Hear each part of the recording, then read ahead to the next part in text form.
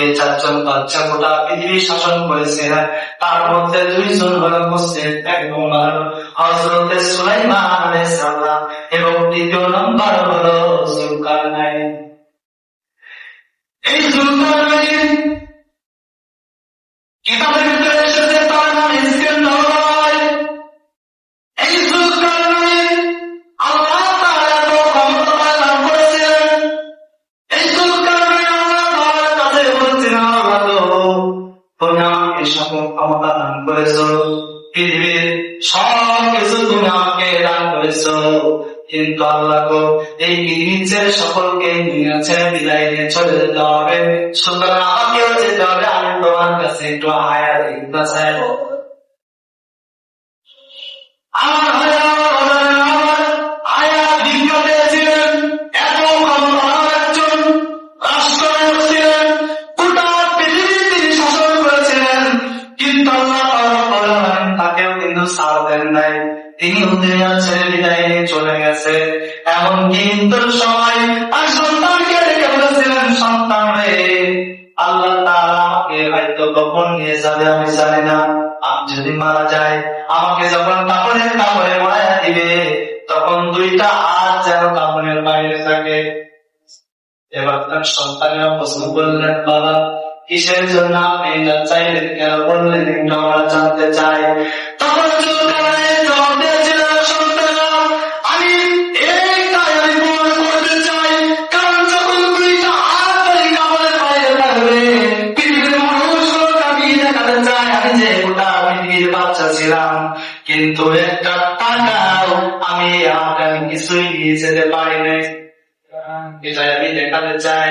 সুতরাং আমরা যতই অহংকার গর্ব করি না কেন, মৃত্যুর হাত থেকে কেউ বাঁচতে পারবে না।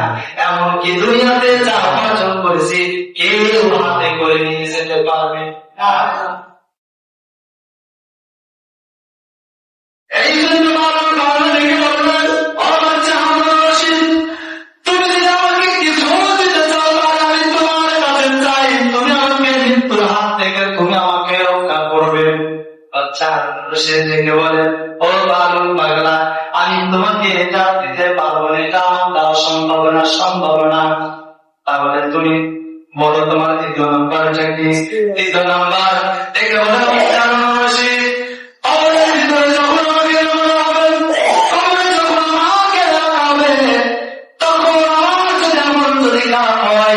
তাহলে কবরের পাশের মাটি এক প্রান্তে চলে যাবে, আর পাশের মাটি আর প্রান্তে চলে যাবে, এমন ভাবে 2 দিক থেকে এমন ভাবে ফসল মারা হবে আমার দেহের যত হাড় উঠে আছে সবকিছু চূর্ণ বিচূর্ণ হয়ে যাবে। ও বাচ্চা হারুন রশিদ, সুতরাং আমি কষ্ট আমি সহ্য করতে পারবো না, সইতে পারবো না। সুতরাং আপনি যেহেতু বাচ্চা আপনার কাছে আমার অনুরোধ, আপনার কাছে আমার আবদার, আপনি যদি ওই কবরের ভিতরে রাখার পরে 3টা প্রশ্নের উত্তর যদি আপনি দিতে পারেন, এটা আমি চাই। বাচ্চা হারুন রশিদ দেখে বলে, ভাই আমার দ্বারা এটা সম্ভব না। তার দ্বারা কি সম্ভব? পৃথিবীর কোন মানুষের দ্বারা কি এটা কি সম্ভব? বাচ্চা হারুন রশিদ বলে যে, ভাই তুমি যেই জিনিস আমার কাছে চাচ্ছ সেটা আমার দ্বারা কখনোই সম্ভব না, এটা দুনিয়ার কোন মানুষ কেউ দিতে পারে না, কেউ দিতেও পারবে না। সুতরাং আমি তোমার কাছে আমি ক্ষমা প্রার্থনা করছি, তোমার 3 নম্বরটা আমাকে বলো। এবার বালক পাগলা থেকে বলে যে, বাচ্চা হারুন রশিদ, আপনি তো জানেন যে সেই সময় ফুলসিরাত পার হয়ে জান্নাতে যাওয়া লাগবে, সুতরাং আমি যা আমল করেছি আমার মনে হয় না যে আমি সেই ফুলসিরাত আমি পার হতে পারবো। সেটা হীরার যে ধার, চুলের মতো চিকন, ওই রাস্তা দিয়ে আমার পার হওয়া আমার পক্ষে সেটা সম্ভব না। আপনি যেহেতু বাদশা, আপনার অনেক ক্ষমতা, আল্লাহ তাআলা আপনাকে অনেক কিছু দান করেছেন, সুতরাং আপনি যদি আমাকে এটা ওই ফুলসিরাত যদি আপনি পার করে দিতে পারতেন তাহলে আমার আর আপনার কাছে কিছুই চাওয়ার নেই। আল্লাহু আকবার। সম্মানিত উপস্থিতি, বাচ্চা হারুন রশিদ থেকে বলে, ভালো তোমার 3 নম্বর এটাও আপনার আমার পক্ষে পূরণ করা সম্ভব না। সুতরাং যে আপনার আমি পূরণ করতে পারবো না সেটা তুমি আমার কাছে চেও না। আর বাহাদুর পাল্লা রেখে বলেন যেটা আপনি দিতে পারবেন না সেটা আমার কাছেও আপনি আর বলবেন না। সম্মানিত উপস্থিতি, তাহলে যে তিনটা জিনিস চাইলে এই তিনটা জিনিস মনে হয় আমাদের কি দরকার আছে? আমাদের দরকার নেই। কারণ আমরা কি মৃত্যু থেকে আমরা বাঁচতে পারবো? তাহলে মৃত্যু থেকে যখন আমরা বাঁচতে পারবো না, তাহলে সেই ক্ষেত্রে আমাদের মৃত্যুর জন্য আমাদের সবসময় আমাদের প্রস্তুতি থাকা দরকার। মৃত্যুর জন্য সবসময় প্রস্তুত থাকা দরকার। আর মুমিন সবসময় প্রস্তুত থাকে।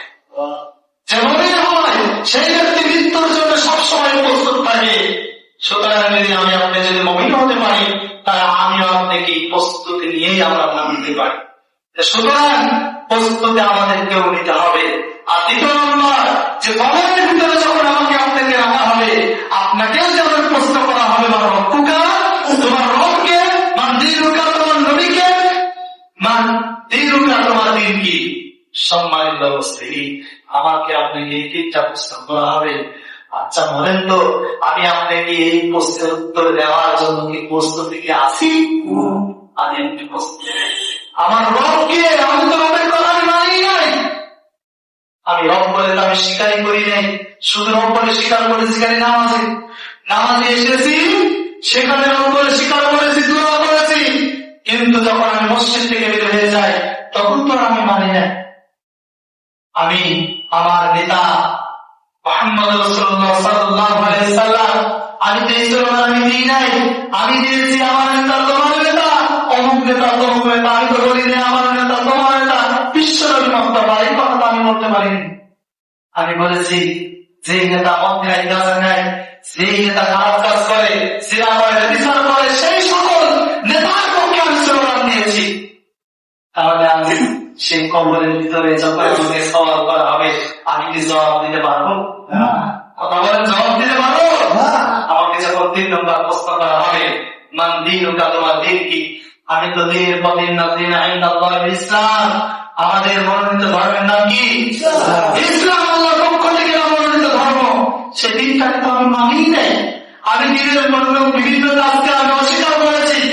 আমি দিনটাকে সঠিকভাবে মানার চেষ্টা করি নাই। তাই আমি সেই দিন আমার জবান দিয়ে কখনোই সেই কথাটা আমার বের হবে না যে আমার দিনটা হলো ইসলাম।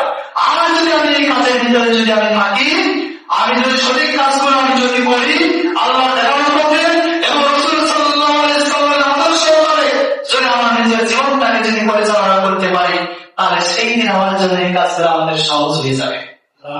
এই দিনটা যখন প্রশ্ন করা হবে, পরবর্তীতে আরেকটি প্রশ্ন করা হবে, মানে হাজারের জন্য ছবি দেওয়া হবে। এটা কে, যেটা আমি যদি মুমিন হতে পারি আমি তখন বলতে পারবো ইয়া মুহাম্মদ রাসূলুল্লাহ সাল্লাল্লাহু আলাইহি সাল্লাম। আর যদি আমি মুমিন যদি না হতে পারি তাহলে সেই দিন আমি বলবো যে না, আমি চিনি না, আমি বলতে দেখি নাই, আমি বলতেই পারবো না আমি আপনি দেখি নাই। কিন্তু আমি রাসূল সাল্লাল্লাহু আলাইহি সাল্লামকে যদি মনে ধারণ করতে পারেন, লালন করতে পারেন, তার আদর্শকে বাস্তবায়ন করার জন্য চেষ্টা করতে পারেন, তাহলে সেই দিন আপনাকে আর দেখা লাগবে না, এমনি অন্তর থেকেই বেরিয়ে আসবে ইয়া মুহাম্মদ রাসূলুল্লাহ সাল্লাল্লাহু আলাইহি ওয়াসাল্লাম জবান দিয়ে বেরিয়ে যাবে। সুতরাং আমাদের জবান দিয়ে যেন বের হয় সেই কাজটাই আমাদের করা দরকার। বলেন অবশ্যই আমাদের কি করতে হবে? আল্লাহ এবং রাসূলের দেখানো পথে চলতে হবে। আল্লাহ রাব্বুল আলামিন আমাদের সকলকে এই পথে কবুল করুন। সবাই বলেন আমিন।